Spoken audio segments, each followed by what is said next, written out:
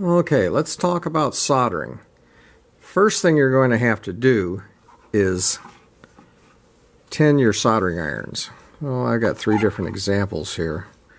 And in order to tin it correctly, you're going to need this Kester acid paste flux or some other type of acid flux in order to tin it correctly. A little hard to find nowadays, but if you look around you should be able to find this.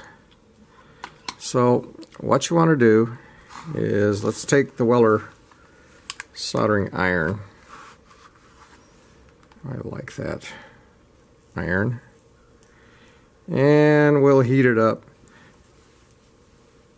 And we'll stick it into the acid flux once it gets hot enough. And we'll take our steel wool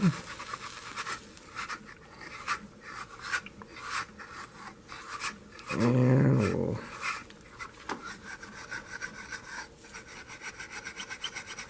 clean it real good with our steel wool. This is a pure copper tip, and that's what you want with these soldering irons. You can get a really cheap soldering iron, but if you buy a good copper Weller tip, it'll work pretty good for you. And then go ahead and run some regular rosin core solder over it.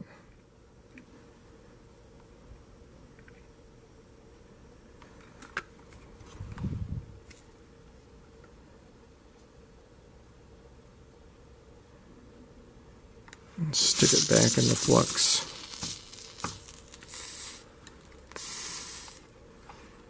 And kind of wipe it off on the sponge there. Get your sponge moist but not wet.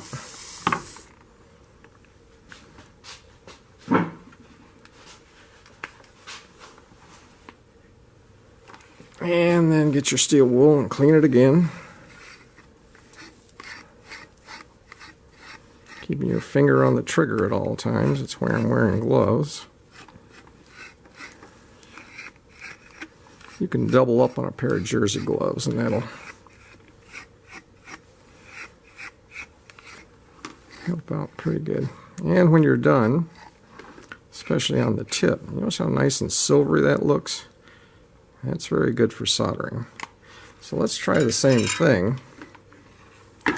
Let's try this needlepoint. This is for really fine work.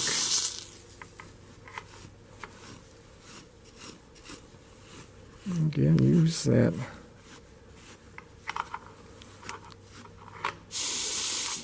steel wool in there. And you add a little bit of the 60/40 rosin core.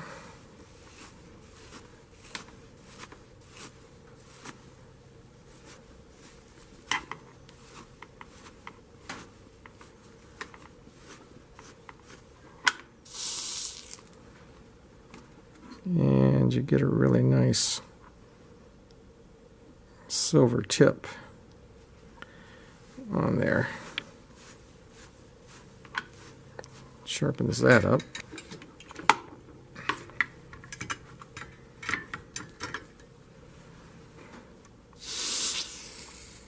I already did this one and I haven't used it much, so.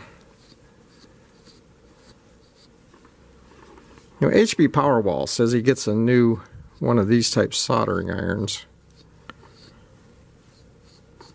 because the tips cost so much. I'm just wondering if you got a number 8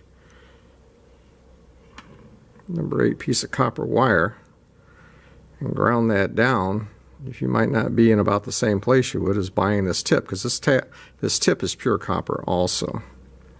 So now we've got our soldering irons all warmed up. Let's talk about soldering some batteries. Now we won't be using this acid core flux anymore. You just use it for tinning, but it does a nice job for the tinning.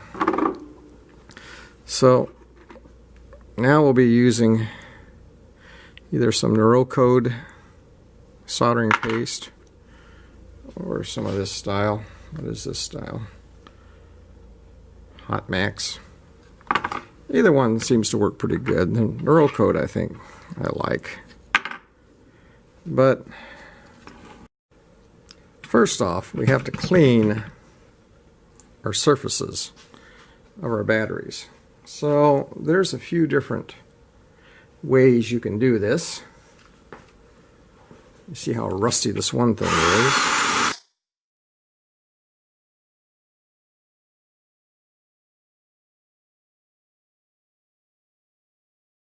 So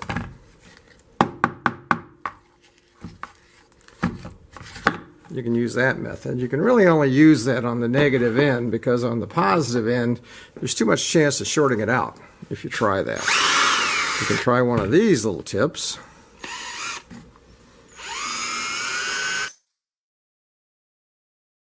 A little more control with that one. Then you can try some sandpaper. That's always good. You want this to be as clean as you can possibly get it. First rule of a good solder joint is make that joint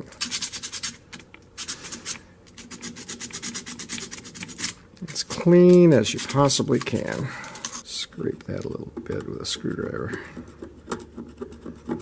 Get rid of that crud. Now, take these batteries apart. There is more tape and glue and junk on these things you can shake a stick at. Okay. Now, we can take a disinfectant wipe. It's got alcohol on it.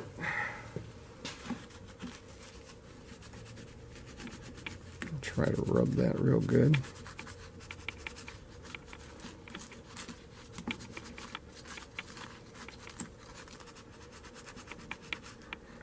You know, these are the dead laptop batteries, so I'm not too worried about that rust right there. I just gotta practice my soldering ability here. Got that. If perhaps that won't cut it, try some of this nail polish remover. A little bit stronger than alcohol. Again, you got to be careful on the positive end. You don't want this stuff running in and making a connection between the positive and negative. That will not make your day if you do that. So you want a little bit less than what I just used right there. Let's see which works better as far as putting some solder on these joints. And what I'm going to do is I'm going to put the solder there on the tabs between the cells. I'm not going to put it right on the cell itself because I really don't need to. So, let's get a solder pin. Stick that back in for a sec.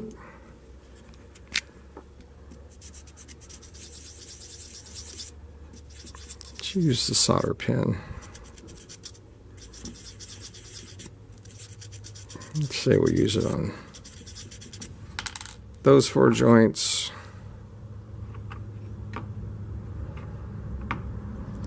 Let's use some red stuff.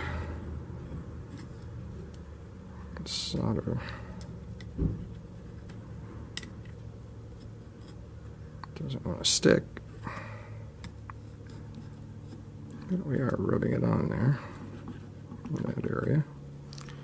And let's take a little bit of this Needlepoint.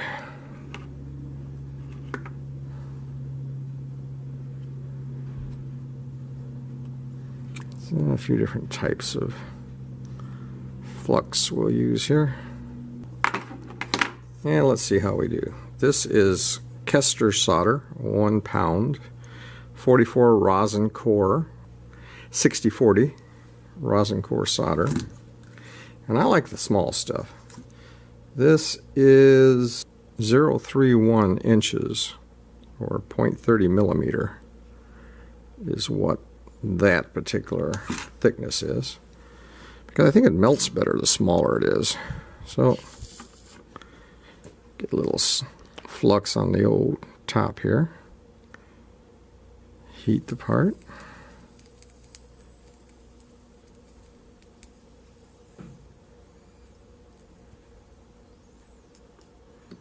A ball. The problem with the smaller soldering irons, they don't really have enough heat to spread it out, so it tends to ball up a little bit.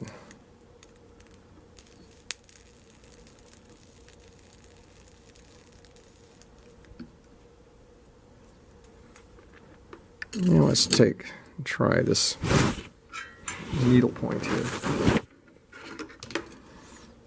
Try that on a few, see how that works. And again, my thought would be, doesn't put down enough heat fast enough. So it tends to just do that little ball thing, and I don't know if that's going to be a strong enough joint.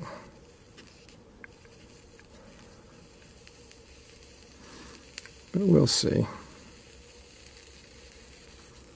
Now there's the needle.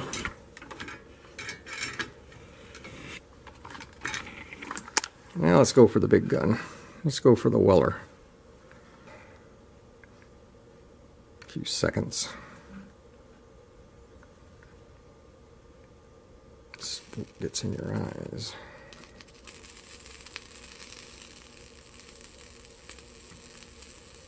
You hear the flux sizzle. That's always a good sign. Now see how much flatter that is? Yeah, that really gets hot in a hurry, and really spreads some solder around. Let's see what the temp is. Degrees Fahrenheit. And you saw how hot that iron was.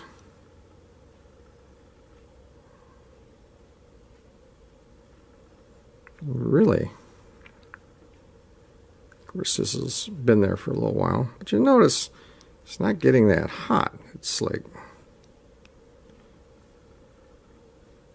56, 58 degrees. Doesn't really seem hot enough to do any damage.